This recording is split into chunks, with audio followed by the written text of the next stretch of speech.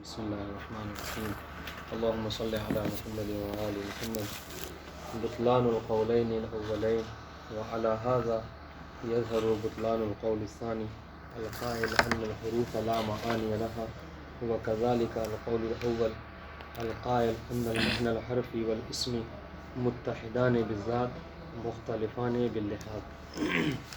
اس سے آج کی بحث کل کی بحث یہ سب مربوط ہے اسی بحث سے جو ہم نے پڑھ رہے تھے.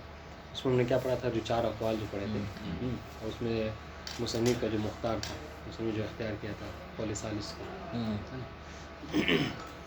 اب اس میں یہ بتا رہے ہیں کہ ہم نے ایک بات کہی تھی، شاید آپ کو یاد ہو، کہ اپنی بات منوانے کا ایک طریقہ کیا ہے؟ اگلے کا رد کیے. ہاں، کہ اپنی بات کے اوپر دلیل بھی دیجیے اور اس پر سے جو سامنے والا دلیل دے رہا ہے اس کو رد بھی کریں. تو انہوں نے وہ یہی کرنا چاہ رہے ہیں. اپنی بات پہ تو دلیل دی، کل ہم لوگ نہیں پڑھا تھا ہے نا، کہ جو انہوں نے کہا کہ وہ صحیح جو قول ثالث ہے اس پر دلیل علی قول ھذا المعنی، یہ جو ہے اس میں پوری دلیل تھی. اب آج یہ کہ وہ جو یہ کہہ رہے ہیں کہ دوسرا معنی ہے نا، دوسرا جو پہلا معنی ہے پہلا اس دوسرا کی رد معنی کرنا چاہ رہے ہیں. تو یہ دیکھیے ہیڈنگ ہی لگائی ہے کہ بطلان القولین اولین، یعنی یہاں اولین سے کیا مراد ہے؟ اول دو، یعنی سنخیت رکھتے والا احسن، سنخیت والا اور قول، وہ صرف اور یہ مجرد کہ حروف کا کوئی معنی نہیں ہے، اعراب رکھتا ہے. بس یعنی اعراب کی حالت ہے اس کی. یہ دونوں کو رد کرنا چاہ رہے ہیں. رد کیسے کیا؟ رد انہوں نے کہہ رہے کہ دوسرا والا تو محتاج ہے ہی نہیں اس بات کا کہ اس کو رد کیا جائے، کیونکہ ہم نے جب یہ بات کہی کہ اس کے معنی ہے باقاعدہ. کیوں؟ اس لیے کہ اللہ نے جو انسان کو غریزہ عطا کیا ہے، فطرت میں ہے کہ اپنے معنی کو دوسروں تک پہنچانے کے لیے وہ مفاہیم کا محتاج ہے. کچھ مفاہیم مستقلہ ہیں، کچھ غیر مستقلہ ہیں. ٹھیک ہے، جو مفاہیم مستقل ان کے لیے مستقل لفظ استعمال کرتا ہے انسان، جو غیر مستقل اس کے لیے غیر مستقل الفاظ کو استعمال کرتا ہے. یہ تو بات ہوگی. جو تھوڑا سا سخت ہے، جس کو جو قابل رد ہے، وہ سمجھا ہے پہلے والے معنی کو، جس میں انہوں نے کیا کہا تھا کہ سنخیت ہے. دونوں کو معنی حروف معنی اسم کے میں سنخیت کے اعتبار سے ایک ہے، دونوں میں کوئی فرق نہیں ہے. مصنف اس کو رد کرنا چاہ رہے ہیں، اور یہ رد بھی تقریباً ہم نے سمجھ لیجیے کل پڑھ چکے ہیں. وہ کیا ہے رد؟ وہ یہ کہہ رہے ہیں کہ اگر ہم یہ تسلیم کرتے ہیں کہ معنی حروف صنف کے اعتبار سے معنی اسما کی طرح ہیں، صرف فرق کہاں ہے؟ انہوں نے کیا کہا تھا؟ مستقل ہے، لحاظ کے اعتبار سے فرق ہے. ایک میں لحاظ عالی ہے اور ایک میں لحاظ استقلالی ہے. یہ انہوں نے کہا تھا. مصنف یہ کہہ رہے ہیں کہ اگر آپ یہ کہتے ہیں اور ہم آپ کی قول کو تسلیم کرتے ہیں تو اس سے کیا لازمات ہے؟ اس سے یہ لازم آئے گا کہ دونوں جو کیا ہو جائیں گے، دونوں مترادف ہو جائیں گے.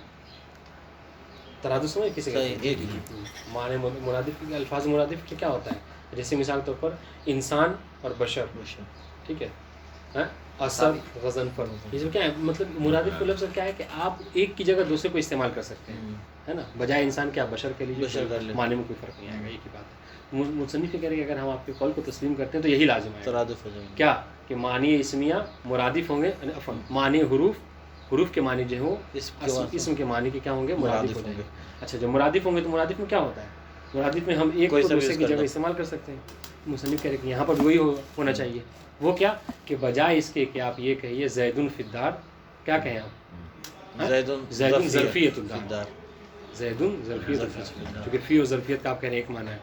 ٹھیک ہے، ہم سافر تو من النجف کی جگہ آپ من کی جگہ کیا کہیں؟ سافر تو ابتداء النجف. مصنف کہہ رہے کہ جبکہ یہ چیزیں جو ہیں اس طریقے سے استعمال کرنا کیا ہے؟ یہ واضح البطلان ہے. اس کو کوئی بھی قائل نہیں ہے، کوئی بھی نحوی کسی نے بھی ایسا نہیں کہا کہ آپ ان کو دوسری جگہ استعمال کر سکتے ہیں. یہ مصنف نے رد کیا. ٹھیک ہے، اس پر صاحب کفایہ ہے جو اس کے بعد ہم کتاب پڑھتے ہیں، آخوند خراسانی، انہوں نے کیا کہا؟ انہوں نے کہا کہ ٹھیک ہے، یعنی کس کو رد کر رہے ہیں؟ یہ مصنف کی بات کو. البتہ مصنف کا زمانہ ان سے متاخر ہے، لیکن ان کی بات سے یہ لگ رہا ہے کہ وہ اس کے قائل نہیں ہے، وہ بھی پہلے والے کے خلاف. چونکہ آپ کو یاد ہوگا ہم نے پڑھا تھا کیا کہ صاحب کفایہ اور شیخ رضی نجم الائمہ، یہ دونوں پہلے والے قول ہیں. ہاں، تو انہوں نے جو دلیل دی ہے، تو مصنف کہنے کا مطلب کیا ہے کہ رد ان کے جواب کیسے کر سکتی ہے؟ یہ تو متاخر ہیں، وہ متقدم ہیں. مطلب کیا ہے کہ ان کی باتوں سے یہ لگتا ہے کہ وہ اس بات کو تسلیم نہیں کریں گے، افکار سے پتہ اس لیے کہہ رہے کہ رد. تو کیسے رد ہے؟ صاحب کفایہ کر رہے ہیں کہ ٹھیک ہے کہ وہ دونوں سنخیت کے اعتبار سے ایک ہیں، لیکن اس کا مطلب یہ نہیں ہے کہ آپ ظرفیت کی جگہ فی کو استعمال کر لیجیے. صاحب کفایہ کہہ رہے ہیں. اور کہہ رہے کہ یہ جو ہم نہیں ممکن نہیں ہے، صحیح نہیں ہے، غلط ہے کہ آپ فی کی جگہ ظرفیت کا استعمال کریں. صاحب کفایہ نے کیا کہا کہ اس میں کوئی خاصیت یہ نہیں ہے یعنی وہ مرادف کی وجہ سے نہیں ہے ایسا، بلکہ کس وجہ سے؟ بلکہ چونکہ واضح نے جو وضع کیا ہے وہ اس طریقے سے وضع کیا ہے، واضح نے گویا کہ شرط یہ رکھی ہے کہ آپ ظرفیت کی جگہ فی کو نہ استعمال کیجیے.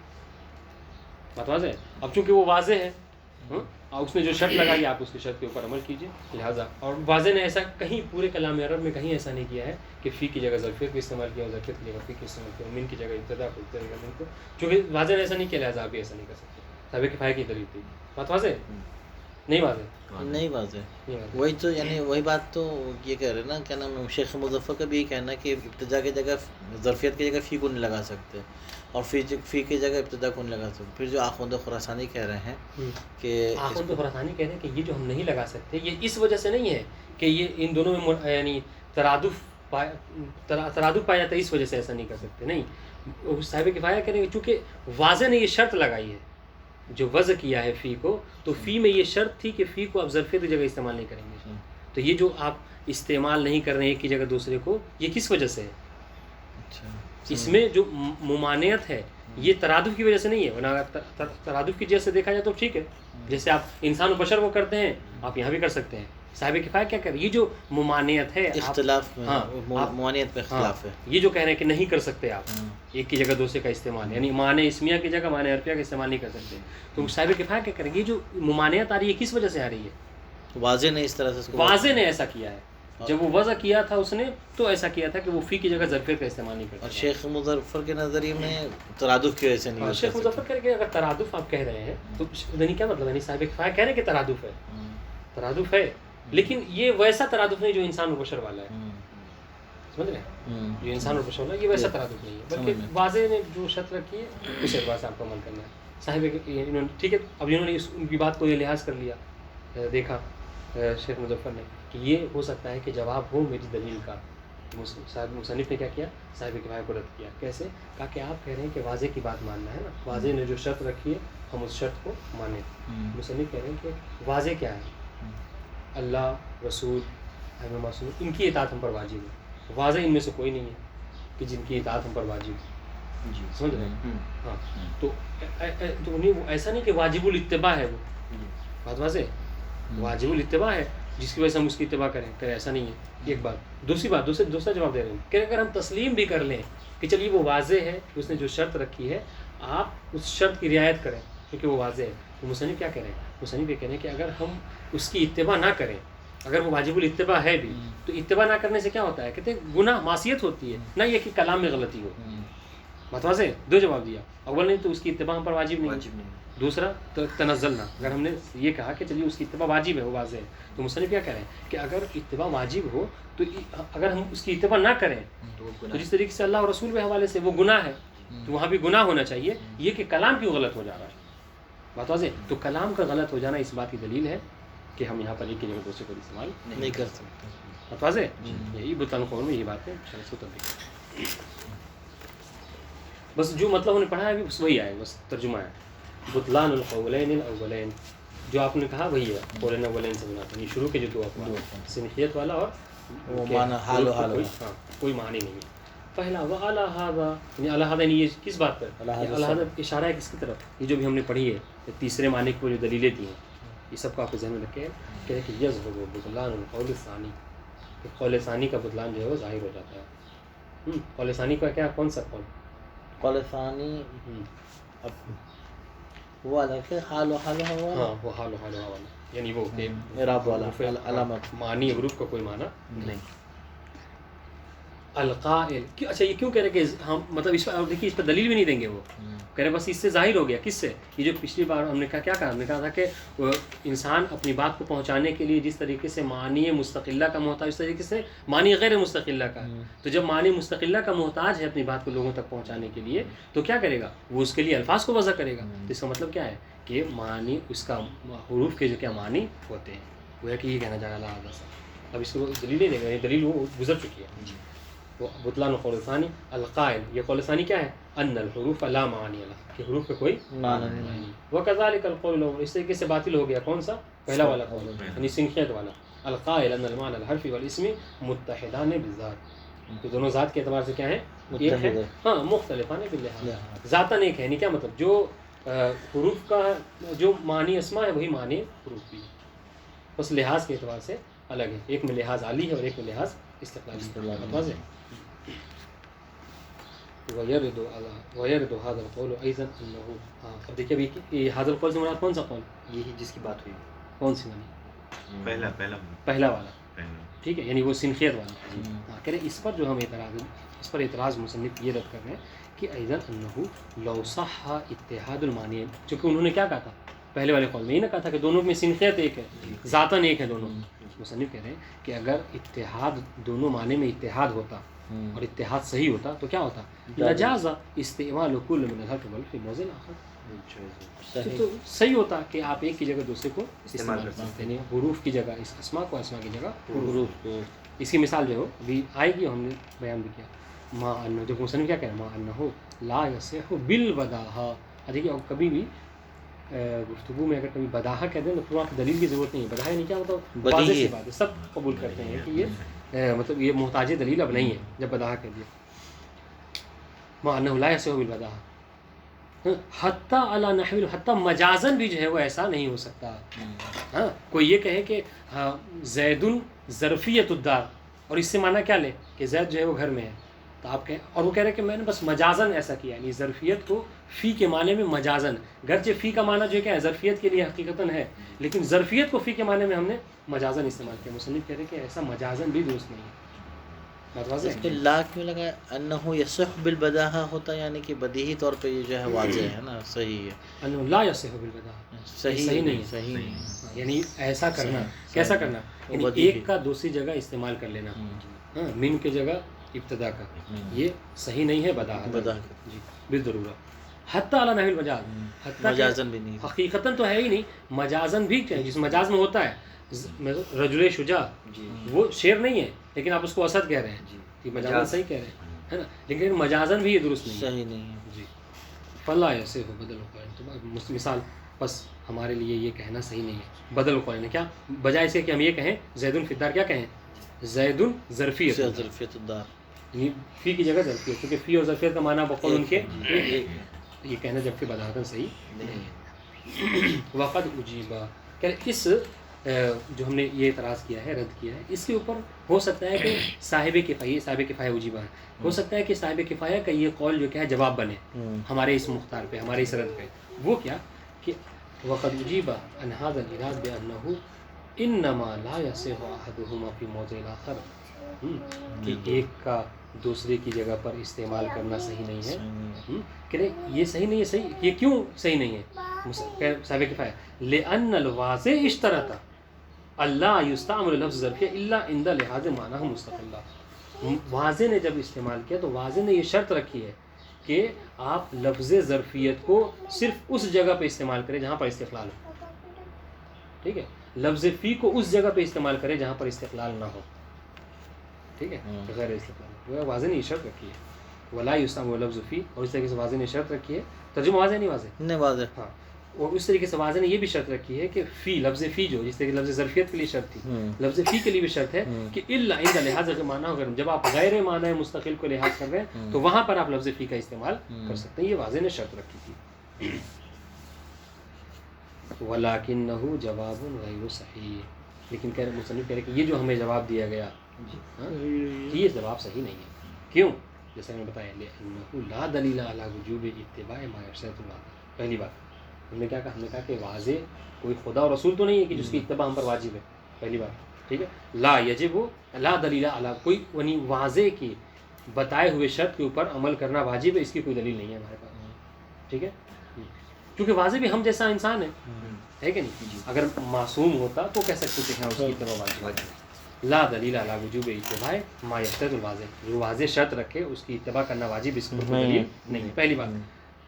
اذا لم يكن اشتراطه يوجب اعتبار خصوصیت اللفظ والمعنی، ہاں اذا لم يكن اشتراطه يوجب اعتبار خصوصیت اللفظ والمعنی، جب اس کا شرط رکھنا یہ موجب بنے لفظ اور معنی میں خصوصیت کا، مطلب وہ یہ کہنا چاہ رہے ہیں کہ فلاں لفظ فلاں معنی میں اس وقت استعمال ہوگا ہاں کہ جب آپ، جسے اسی کے لیے کہا اس نے کہا کہ آپ لفظ ظرفیت کو اس وقت استعمال کیجئے جب استقلالی معنی آپ نے لحاظ کیا ہو، ٹھیک ہے، تم وہی کہنا چاہ رہے ہیں، کہنا چاہ رہے کہ واضح اگر ایسا کہہ رہا ہے تو اس بات کے اوپر عمل کرنے کے اوپر ہمارے پاس کوئی دلیل نہیں ہے. وَعَلَىٰ تَقْدِيرِ ایک یہ بات پہلی دلیل ختم ہو گئی. دوسری دلیل وَعَلَىٰ تَقْدِيرِ أَن يَكُونَ الْوَاضِحُ مِمَّن تَجِبُ طَاعَتُهُ کہ اگر ہم فرض یہ کر لیتے ہیں، چلیے مطلب ہم لو سلمنا لو تنزلنا کے منزل میں اگر ہم یہ تسلیم کر لیتے ہیں کہ اس کی اتباع واجب ہے، وَعَلَىٰ تَقْدِيرِ أَن يَكُونَ الْوَاضِحُ مِمَّن تَجِبُ طَاعَتُهُ اگر ہم یہ فرض کر لیں کہ چلیے واضح کوئی معصوم ہے جس کی اطاعت واجب ہے، فَمُخَالِفَتُهُ تُوجِبُ الْعِصْيَانَ تو معصوم کی مخالفت گناہ ہے، عصیان کا سبب ہوتا ہے، لا غلط الکلام کلام کے غلط ہونے کا سبب نہیں ہے. بات واضح ہے؟ جبکہ ہم یہاں پہ کیا دیکھ رہے ہیں، ہم یہاں پہ کیا دیکھ رہے ہیں، ہاں گناہ نہیں ہے کوئی. بات واضح ہے؟ آپ ظرفیت کی جگہ فی کو استعمال کیے، فی کی جگہ ظرفیت کو، تو اس کا آپ نے کوئی گناہ نہیں کیا، لیکن کیا ہے آپ کا کلام غلط ہے. تو یہی کہنا چاہتے ہیں. واضح انشاءاللہ. جی زیادت و ایضاح. اب یہ زیادت و ایضاح میں کیا ہے، لیکن خود اس ہیڈنگ سے واضح ہے کہ جو بات ہم لوگ پڑھ چکے ہیں بس اسی کو اور زیادہ مزید جو ہے آپ کے سامنے وضاحت کے ساتھ اس کو پیش کرنا ہے. کوئی نئی بات نہیں ہے انشاءاللہ. اس کو بس ایسے ہی پڑھ لیتے ہیں، تطبیق کرتے ہیں. وہ کیا ہے کہ اذا عرفت ان الموجودات منها ما يكون مستقل. دیکھیے جتنی باتیں آئیں گی ساری وہ ہیں کہ جو ہم لوگ پڑھ چکے ہیں، بس ایک دوسرے طریقے سے آپ کو جو ہم پڑھ چکے ہیں اس کو وضاحت کرنا چاہ رہے ہیں. اذا قد نہیں سمجھ آیا تو بتائیے گا. اذا قد عرفت ان الموجودات منها ما يكون مستقلا في الوجود ومنها ما يكون رابطا بين موجودين. آپ یہ بات جان چکے ہیں کیا کہ موجودات کی دو قسمیں ہیں، فی نفسہ ہی بے نفسہ ہی غیرہ ہی. تو نے کہا کہ ایک بے نفسہ ہی اور بغیر ہی ہے. تو انہوں نے کہا کہ یہ کہنا چاہ رہے ہیں کہ موجودات آپ جان چکے ہیں کہ دو طرح کے ہیں. ایک وہ کہ جو مستقل ہے اپنے وجود جوہر و عرض کے بارے میں بتایا تھا، اور ایک وہ ہے کہ جو مستقل نہیں ہے بلکہ وہ کیا ہے، وہ رابط کا کام کرتا ہے، نسبت کا کام. وَمِنْهَا مَا يَكُونُ رَابِطًا بَيْنَ موجودين. وہ دو موجود کے درمیان میں رابط ہے. اس کی مثال کیا ہے، جیسے زید فی الدار میں یہ فی ہے، اس کا اپنا کوئی وجود نہیں ہے، بس وہ کیا ہے زید کو کیا کرتا ہے، دار سے جوڑ رہا ہے، یعنی حروف. ہاں حروف نسبت. یا زید قائمون آپ صرف کہہ دیجیے. دیکھیے کہنا کیا چاہ رہے ہیں آپ کو سمجھا، آپ نے اس پہلے ہی سمجھایا تھا. ایک بات ہم کہتے ہیں زید قائمون، ایک بات کہتے ہیں زید فی الدار. تو مصنف کیا کہہ رہے تھے، کہتے ہیں یہ زید فی الدار میں جو فی ہے اس کا وہی رول ہے جو زید قائمون میں نسبت کا رول ہے. بس کیا فرق ہے کہ زید قائمون میں نسبت جو ہے وہ دکھائی نہیں دے رہی تھی، ہے نا، عربی زبان میں، ورنہ ہمارے یہاں ہے زید گھر میں ہے فارسی میں. یہاں پر کیا ہے ایسا نہیں ہے نسبت. اور یہاں پر کیا دیکھیے فی جو ہے آپ کو دکھائی دے رہا ہے. تو کہہ رہے کہ فی کا حال وہی نسبت والا ہے. تو ہم نے کیا پڑھا کہ دو طرح کے موجودات ہیں، ایک وہ کہ جو مستقل فی الوجود ہیں، اور دوسرے کیا ہے جو مستقل فی الوجود نہیں ہے بلکہ وہ دو موجود میں رابط کا کام کرتے ہیں.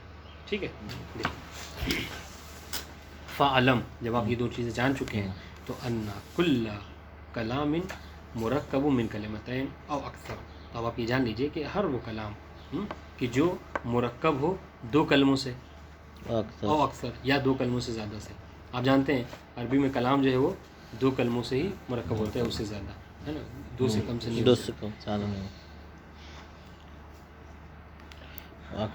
تو دو سے کم میں نہیں ہوگا مثال کے طور پر. تو اگر کہا جائے صلی تو اس میں کیا ہے، امر. تو دو ایک ہی تو ہے، اس میں انتا پوشیدہ ہے. تو یہ انتا ہے نہیں. کہنے کا مطلب کیا ہے، دو کلام کہنا چاہ رہے ہیں کہ یعنی مسند اور مسند الیہ ہونا چاہیے کلام میں، تب جا کے کلام جو بنتا ہے. تو فعلم ان کل کلام مرکب من کلمتین او اکثر. دو کلمے سے یا اس سے زیادہ سے مرکب جو کلمہ ہوتا ہے. اذا القیت کلماتہ بغیر ارتباط بینہا. اور اگر آپ نے تو ٹھیک ہے، ہم نے کیا کہا کہ کلام دو چیزوں سے مرکب، دو کلموں سے مرکب ہوتا ہے، اس سے اکثر. کہہ رہے آپ نے دو کلام ایسے کہے کہ دونوں میں کیا ہے، بغیر ارتباط بینہا. ابھی ہم نے چلیے یہ فرض کیا ہے کہ ہم دو ہی کلام سے ایک کلام کو، دو کلمے سے ایک کلام کو مرکب کریں گے، ٹھیک ہے. اور آپ نے اس کو وہ کیا، اس کلام کو بولا، اپنے کلمے کو بولا، اور بغیر ارتباط بینہا، ان میں کوئی ربط نہیں رکھا. ٹھیک ہے. زید دار، اس میں کیا تھا، زید فی الدار. آپ نے دو کلمہ بولا، ایک زید اور ایک جو کیا ہے دار. بس زید دار کہہ کے خاموش ہو گئے بنا ارتباط کے. تو کیا ہوگا، فإن كل واحد منهما كلمة مستقلة في نفسها. تو ان میں سے دونوں کیا ہے، کلمہ مستقل ہے. زید بھی اپنا مستقل معنی رکھتا ہے اور دار بھی. ٹھیک ہے. لا ارتباط لها بالاخرى. اور دونوں میں کوئی ربط نہیں ہے. زید کا دار سے کوئی ربط نہیں ہے، دار کا زید سے کوئی ربط نہیں ہے. بات واضح ہے. وَإِنَّمَا الَّذِي يَرْبِطُ بَيْنَ الْمُفْرَدَاتِ وَيُؤَلِّفُهَا كَلَامًا وَاحِدًا هُوَ الْحَافِظ. ہاں تو کہہ رہے کہ زید اور دار میں کوئی ربط نہیں تھا، لیکن ہاں اگر آپ زید کو دار سے جوڑنا چاہیں اور یہ کہیں کہ زید گھر میں موجود ہے تو اس کے لیے آپ کس چیز کو محتاج ہیں؟ حرف کے محتاج ہیں. جیسے ہوتا ہے آپ فی کے استعمال ہیں. ٹھیک. وہ ان اور یہ ان دونوں مفردات میں مفرد ہو گیا نا، زید مفرد کلمہ ہو گیا. ہاں وہ یؤلف، اور ان کو دونوں کو جوڑے گا ایک دوسرے سے، ہے نا. اور ایک کلام کہیں، پھر آپ کہیں کہ ہاں یہ ایک کلام ہے، جملہ فعلیہ ہے مثال کے طور پر، یا جملہ اسمیہ ہے. ٹھیک ہے، تو وہ حرف کرے گا. اور احد الحیات الخاصہ، یا پھر حرف نہیں کرے گا بلکہ حیت. ہم نے کیا کہا تھا؟ ہم نے کہا تھا کہ جس طریقے سے نسبت ہو سکتی ہے حیت، اس طریقے سے حیت بھی ہو سکتی ہے. کبھی حرف بھی جو ربط پیدا کرتا ہے، کبھی وہ حیت بھی. جیسے ہم نے کیا کہا تھا کہ نزحتوں میں آخر میں آپ نے وہ کہا تھا بالدارے، نزحت بالدلوے، ہے نا، من البئرہ. نزحت البئرہ میں کہا تھا کہ آخر میں جو نصب ہے یہ اس بات دلالت ہے کہ یہ مفعول ہے، تو یہ حیت ہے. تو کہہ رہے کہ جس طریقے سے حرف ربط پیدا کرتا ہے اس طریقے سے حیت بھی پیدا کرتا ہے. فانت اذا، اب اس کے لیے ہم مثال دے رہے ہیں آپ کو. فانت اذا قلت، مثلا آپ نے یہ کہا انا کتبت قلم، یہ تین ہے الگ الگ ہے. ٹھیک ہے، دونوں کا تینوں کا آپس میں کوئی ربط نہیں ہے. ٹھیک ہے. لا یکون بین هذه الکلمات ربط، ہاں تو ان تینوں کلمات میں آپس میں کوئی ربط نہیں ہے. کتب آپ نے الگ کہا، قلم الگ کہا، انا. اور وہ کیا ہے؟ یہ مفردات صرف منصورہ. اور وہ کیا ہے؟ یہ بس منصورہ کہتے ہیں بکھرے ہوئے الگ الگ سے کلمات ہیں، مفردات ہیں. ٹھیک ہے، تینوں کا آپس میں کوئی ربط نہیں ہے. اما اذا قلت، لیکن اگر اسی کے برعکس ابھی انہی تینوں کو جوڑ کے آپ کیا کہیں؟ کتبت بالقلم. یہ جو انا ہے تاک میں زمین میں آ گیا، کتبت بالقلم. اب یہاں دونوں میں فرق ہے نہیں ہے دونوں جملے میں؟ فرق ہے. وہ مفردات ہیں، منصورات ہیں، ان کا کوئی معنی نہیں تھا، لیکن یہاں پہ کلام جملہ ہو گیا. ہاں، کانا کلاما واحدا، تو یہ ایک کلام ہو گیا. اور مرتبطا بعضہ مع بعض، اور دونوں اس میں کیا ہے؟ بعض سے کیا ہو گئے؟ مرتبط ہو گئے، ہے نا. فعل ہو گیا، کوئی فاعل ہو گیا، کوئی حرف جر ہو گیا، کوئی مجرور ہو گیا. جی، مرتبطا بعضہ مع بعض مفہما للمعنى المقصود منه. اور اس سے کیا سمجھ میں آ رہا ہے؟ وہ ایک معنی کو سمجھا رہا ہے. مفہم ہے یعنی اسم فاعل ہے، یعنی ایک معنی کو سمجھانے والا یہ جملہ ہو گیا. جبکہ اس سے پہلے والا کیا تھا؟ کتب انا قلم، کچھ معنی نہیں سمجھ میں آ رہا تھا. وما حاصل هذا الارتباط والوحدة الكلامية الا بفضل الهيئة المخصوصة. ٹھیک ہے، تو اب یہ جو ارتباط سمجھ میں آ رہا ہے آپ کو ایک کا دوسرے سے، ہے نا، اور یہ کلام بن گیا کسی وجہ سے ہے، حیت. ہاں، حیت کی وجہ سے ہے، حروف کی وجہ سے. کیونکہ اگر ان کے بنا ہوتے، کہیں گے آپ صرف ان مفردات کی وجہ سے ہے، تو اس سے پہلے بھی ہوتے وہ، جبکہ اس سے پہلے وہ نہیں ہو رہے. تو یہ حیات مخصوص جو آپ نے بتایا، بیان کیا، کتب تو فعل کے ذریعے سے آپ نے اس کو بیان کیا. وہ حرف بالبا و الف لام داخل کر دیا آپ نے الکتاب کے اوپر، اس سے پہلے نہیں داخل کیا تھا. تو یہ جو حیات مخصوص ہے، جب آپ نے اس میں بیان کیا اس کو، تو سمجھ میں آیا کہ ہاں آپ اسے ایک معنی مراد ہے. وہ علیہ ہے یصح ان یقال ان الحروف وهي روابط المفردات المستقلہ. ہمیں آپ کو اس بنیاد پر ہم کہہ سکتے ہیں کہ جو رابطہ پیدا کرتے ہیں مفردات کے درمیان، مفردات نہیں، الگ الگ مفرد جو الفاظ ہوتے ہیں، کلمہ ہوتے ہیں، ہے نا، ان کے درمیان جو رابطہ کا سبب بنتا ہے وہ کون ہوتا ہے؟ حروف.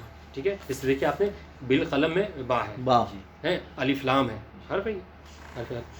والمؤلف الکلام الواحد، ہاں، اور یہ کیا ہے؟ ایک کلام کو مؤلف کرنے والا ہے، تعریف دینے والا ہے، جوڑنے والا ہے.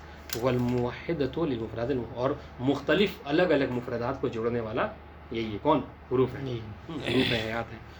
شأنها شأن النسبہ بین المعانی المختلفہ والرابطہ بین المفاہیم غیر مربوطہ. اور کہہ رہے کہ اس کو آپ کو سمجھنا ہے تو اس کی مثال وہی جس سے پہلے ہم نے بتایا تھا کہ حروف اسی طریقے سے جوڑتے ہیں مفردات کو، اس طریقے سے نسبت جوڑتی ہے نا. جیسے آپ نے زیدن اور قائمون میں کہا کہ اس میں کیا ہے؟ نسبت ہے. جب آپ نے قیام کی نسبت زید کی طرف دی تو اسے جملہ اس میں خبریہ بن گیا.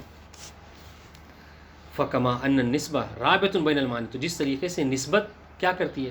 وہ معانی کے درمیان میں ربط پیدا کرتی ہے. وہ مؤلفۃ بین المعانی، اور معانی کیا کرتی ہے؟ ایک دوسرے سے جوڑ دیتی ہے. کذالک الحرف الدال علیہ، اس طریقے سے حرف بھی جو کیا کرتا ہے؟ وہ رابطے کو دلالت کرتا ہے لفظ اور معانی کے درمیان میں. ٹھیک ہے، اور اس کو جوڑنے والا ہے. وہ الہٰ عائش. اور کہنے کہ اگر آپ کو نہیں سمجھ میں آئے تو آپ دلیل سنیے کہ حرف ہی کا یہ کام ہے. ایک تو ہم نے آپ کو دلیل دے دی، ہم نے دلیل کیوں کیا دلیل دی انہوں نے؟ خلاصہ دلیل کوئی بیان کر سکتا ہے؟ انہوں نے مصنف نے اب تک کیا دلیل پیش کی، اور ہم کہہ رہے ہیں کہ ہمیں دلیل دے دی کہ حرف ہی جو ہے وہ کلام کو جوڑنے والا ہے، مفردات کو جوڑنے کا کام حرف نے کیا. कैसे दलील दी؟ जैसे निस्बत में थी, निस्बत की दलील थी। तो यहाँ इसमें कैसे दी उन्होंने, अभी जो हमने पढ़ा है? نہیں ویسے کوئی دلیل تو نہیں دی، بس بات تھی کیوں نہیں دلیل دی؟ بالکل دلیل وہ دی، حیت وغیرہ بتائیں. بالکل دلیل دی، کیوں نہیں دی؟ آپ نے دیکھا ایک مرتبہ آپ کہہ رہے ہیں کتبہ انا اور قلم، ٹھیک ہے، اور ایک مرتبہ کہہ رہے ہیں کتبت بالقلم، تو کیا دونوں ایک ہی ہیں؟ نہیں، نہیں ہے. تو یہ کہنا چاہ رہا ہے کہ اگر یہ جو آپ کو ایک معنی سمجھ میں آ رہا ہے تو یہ کس کی وجہ سے آ رہا ہے؟ یہ با کی اضافت کی وجہ سے آ رہا ہے نا، الف لام جو داخل کیا آپ نے اس وجہ سے سمجھ میں آ رہا ہے. اور اگر بنا حرف کے آپ کو سمجھ میں آ جاتا تو آپ پھر کتبہ آنا قلم سے ہی سمجھ آتے ہی معنی کو. آپ کا کتبہ آنا قلم سے اس چیز کو نہ سمجھ، اس بات دلیل ہے کہ حرف جب آیا تو اس نے ربط پیدا کیا دونوں کے بیچ میں. تو کیسے دلیل دی؟ بالکل جی یہی دلیل، یہی دلیل دی انہوں نے. اگر بنا حرف کے بھی آپ کو یہ سمجھ میں آ رہا تھا معنی تو آپ پہلے سمجھ لیتے. جبکہ کیا کہا انہوں نے کہا کہ ہم ایک مطلب ہوتا ہے کہ کتبہ انا قلم لکھتے ہیں لیکن آپ اس معنی کو نہیں سمجھتے ہیں، مفردات ہے وہ، ہاں الگ الگ. الگ.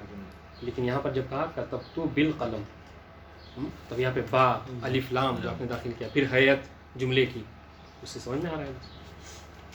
یعنی یہاں پر یہی ثابت کرنا چاہ رہے ہیں کہ یہ حروف جو ہے رابط کے لیے استعمال ہوتا ہے. ہاں جی بالکل.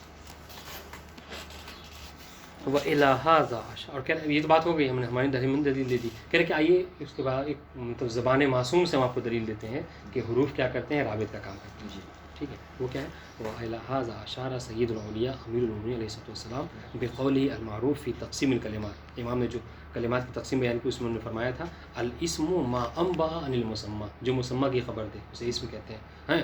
والفعل ما انبأ عن حرکت المسمى، جو مسمى کی حرکت کے بارے میں، فعل کے بارے میں بتایا ہے نا، بیٹھا ہے، کھڑا ہے، کچھ کر رہا ہے، اس کی حرکت کے بارے میں بتایا، وہ اسے فعل کہتے ہیں.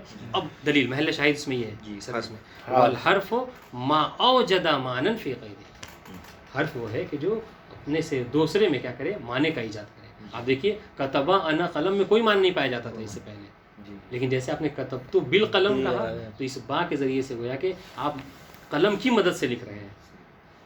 بات واضح ہے؟ تو یہ ایک مطلب گویا کہ ایک دلیل ہے. یہ بھی زبان معصوم سے ایک حدیث پیش کر دی کہ حرف جو کیا ہوتا ہے اپنے سے غیر میں کیا کرتا ہے، وہ معنی کو ایجاد کرنے والا ہوتا ہے. فاشارہ، دیکھیے فاشارہ الی ان المعانی الاسمیہ معانی استقلالیہ، اس حدیث میں کیا اشارہ ہے کہ اس جو معنی اسمیہ ہے وہ معنی مستقلہ ہے، ٹھیک ہے، اور جو معنی حروف ہے وہ غیر مستقلہ. اور مصنف کا کیا نظریہ ہے؟ یہی نظریہ ہے. احسن، تو مصنف یہی نظریہ ہے. وَإِنَّمَا هِيَ تَحْدُثُ الرَّبْطُ بَيْنَ الْمُفْرَدَاتِ، یہ معنی حروف کیا کرتے ہیں، وہ غیر مستقل ہوتے ہیں اور کیا کرتے ہیں، مفردات کے درمیان، مفردات الگ الگ جو مفرد ہوتے ہیں کلمات، ان میں کیا کرتا ہے، وہ ربط کو ایجاد کر دیتا ہے. ورنہ زیدن اور داروں میں کوئی ربط نہیں تھا آپس میں، لیکن جب زیدن فی الدار کہا آپ نے تو ایک ربط پیدا ہو گیا. بات واضح؟ وَلَمْ نَجِدْ فِي تَعَارِيفِ الْقَوْمِ، یہاں القوم سے نحوی لوگ، علم لغت والے کہہ رہے کہ مصنف کہہ رہے کہ اور ہم نے علم ادب میں، ٹھیک ہے، حرف کی اس سے بہتر تعریف ہی نہیں پائی جو مولانا نے فرمائی. وَلَمْ نَجِدْ فِي تَعْرِيفِ الْقَوْمِ لِلْحَرْفِ تَعْرِيفًا جَامِعًا صَحِيحًا مِثْلَ هَذَا التَّعْرِيف، جو امام نے یہ تعریف بیان کی، ایسی تعریف ہم نے کتاب میں کہیں نہیں پائی کہ جو جامع بھی ہو اور صحیح بھی ہو. والسلام علیکم. صلوات پڑھیے. اللہم صلی علی محمد. زور سے یہ بھی پڑھ لیتے ہیں.